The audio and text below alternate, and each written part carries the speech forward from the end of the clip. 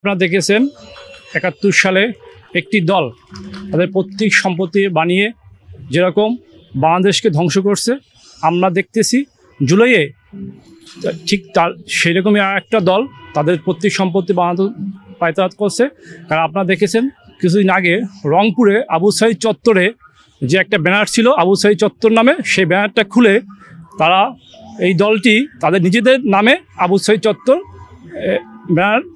Banner লাগানো হয়েছে। এই জায়গায় সাধারণ জনতা তাদের ফোন দেওয়া হয়েছিল, তারা বলেন প্রিন্টিং মিস্টেক। তার মানে কি থেকে বোঝা যাচ্ছে তারা জুলাইকে আওয়ামী লীগের মতো পুঁজি করে বাংলাদেশের গণতন্ত্র এবং সর্বমতকে ব্লিন্ড করার চেষ্টা করছে। আমরা চাবো এই আপনাদের কাছে বিনীত অনুরোধ, আপনারা জুলাইকে পুঁজি করবেন না। জুলাই কোনো একটি দলের না, জুলাই সাধারণ শিক্ষার্থী জনগণ, বাংলাদেশের আপমা জনতার।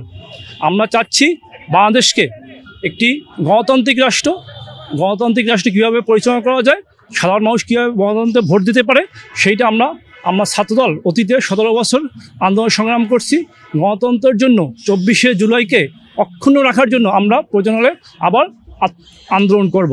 আপনারা বলেন শুধু জুলাই, আপনাদের জুলাই প্রথম রক্ত হয়েছে আমাদের ছাত্রদলের ছোটো ভাই জনি, যে 11ই জুলাই আপনারা লক্ষ্য করেছেন 11 জুলাই পুলিশের এপিপির গাড়ির উপরে উঠে তার যে পতাকা উত্তোলন হয়েছিল, ওইটা পুলিশের হাত থেকে লাঠি কেড়ে নিয়ে ওই জায়গায় তার রক্তাক্ত হাত নিয়ে সে পুলিশের এপিপি গাড়ির উপরে উঠেছে। তার মানে এটা থেকে বোঝা যায় যে ছাত্রদল আন্দোলনের শুরু থেকে ছিল এবং একবার লাস্ট পর্যন্ত ছাত্রদলের প্রতিটি ছাত্রদল নেতাকর্মী ছিল।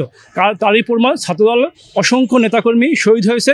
একক সংগঠন হিসাবে এরকম আর কোনো সংগঠন নাই। এই জন্য আমরা কোনো ক্রেডিট নিতে চাই না। আমরা চাচ্ছি জুলাইয়ের মতো থাকুক বাংলাদেশের গণতন্ত্রের মতো থাকুক। আর যারা এখন একটা পিআর পদ্ধতি নিয়ে আলোচনা হচ্ছে, যে সংগঠন যে দল পিআর পদ্ধতি নিয়ে আলোচনা করতেছেন, তাদের কাছে অনুরোধ, আপনারা পিআর সম্পর্কে জানুন, পিআর সম্পর্কে ধারণা নিন। কারণ এই পিআরের মাধ্যমে ইসরায়েল রাষ্ট্র তাদের ক্ষমতার বিভিন্ন রকম অপব্যবহার করছে শুধু পিআরের কারণে। কারণ নেতানিয়াহু পিআরের মাধ্যমে সরকার গঠন করছে, সেজন্য সে বিভিন্ন রকম সিদ্ধান্ত নিতে পারছে না। পিআর পদ্ধতির মাধ্যমে সিদ্ধান্ত নিতে হয়, সেই জন্য ইসরায়েল একটা উগ্রপন্থী রাষ্ট্র পরিণত হয়েছে। আবার দেখছেন পিআর মাধ্যমে বেলজিয়াম দিন দিন একটা অবমাননাকর রাষ্ট্র পরিণত হচ্ছে শুধু পিআর কারণে। তাই আপনাদের কাছে অনুরোধ করবো, যারা পিআর নিয়ে কথা বলেন, কারণ পিআর বাদ দেন, বাংলাদেশের জনগণ, সাধারণ জনগণ ভোটের মাধ্যমে যদি আপনাদের নির্বাচন করে বা বিএনপি নির্বাচন করে, যাকেই নির্বাচন করুক, সেই ভোটের মাধ্যমে ভোটের উপর আস্থা রাখুন, জনগণের কাছে যান, জনগণের ভোটের অধিকারের জন্য কথা বলুন। আর পিআর হচ্ছে, কারণ বাংলাদেশে এত 17 বছর যে সরকার ছিল আওয়ামী লীগ, সেটা একটা ইন্ডিয়ার পিটিশনের সরকার, পুতুল সরকার ছিল। এখন যদি পিআরের মাধ্যমে একটা বাংলাদেশের রাষ্ট্র পরিচালনা হয়, তাহলে এই সরকার যে সরকার প্রতিনিধিত্ব করবে, তারা শক্ত প্রতিনিধি হতে পারবে না। তাহলে ইন্ডিয়ার পিটিশন বাদ দিয়ে জনগণের কথা ভাবুন। আমাদের জনাব তারেক রহমান বলেছেন সবার আগে বাংলাদেশ, সেই সবার আগে বাংলাদেশকে দেখি পিআর পদ্ধতি বাদ দিয়ে জনগণের গণতান্ত্রিক উপায় কীভাবে সরকার গঠন করা যায়, জনগণের সাথে কাজ করুন, জনগণকে প্রত্যাশা পূরণ করুন। আপনারা দেখেছেন আমাদের জনাব তারেক রহমান জুলাইতে আমাদের সর্বোচ্চ নেতাকর্মী নিয়ে উপস্থিত থাকার প্রত্যাশা ব্যক্ত করেছে, এবং সেই তুলনায় আমাদের ছাত্রদল প্রতিটা স্পটে, প্রতিটা পদক্ষেপে ছাত্রদলের ভূমিকা ছিল অপ্রশংসনীয়।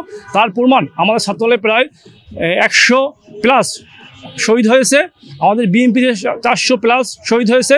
তারই জুলাই অভ্যুত্থানে তারই প্রমাণ। খুনি হাসিনার সময় যত খুন হয়েছে জুলাই আগস্ট থেকে শুরু করে দীর্ঘ 17 বছরে যত আইন বহির্ভূত খুন হয়েছে, সব খুনের আমরা বিচার চাচ্ছি।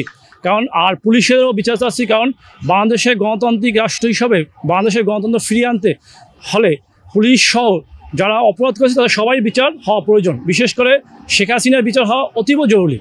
আমরা চাচ্ছি আগামী নির্বাচন জনগণের ম্যান্ডেটে হবে, জনগণ যাকে রায় দেবে সেই রায় মেনে সরকার পরিচালনা করবেন। কারণ জনগণের ঊর্ধ্বে কোনো কিছুই নাই, তা প্রমাণ আপনারা বিগত সরকার আমাদের দেখেছেন। জনগণ চাইছি বিধায় এই সরকার মুহূর্তের মধ্যে তাদের গদি ছেড়ে, শুধু গদি ছেড়ে না, আপনার 300 আসনের এমপি নিয়ে তারা পড়াতে বাধ্য হয়েছে। এজন্য আমরা সব দলের সব সংগঠনের কাছে আবেদন রাখবো, আপনারা দেশের জন্য কাজ করুন। জনাব তারেক রহমানের নির্দেশনা মেনে, এবং জনাব তারেক রহমান যে আমাদের বলেছেন যে সবার আগে বাংলাদেশ, সব ক্ষেত্রে ধর্ম বর্ণ মিলিয়ে সবার আগে বাংলাদেশকে প্রাধান্য দিয়ে কাজ করবেন, এইটি আমার ব্যক্ত প্রকাশ করছি।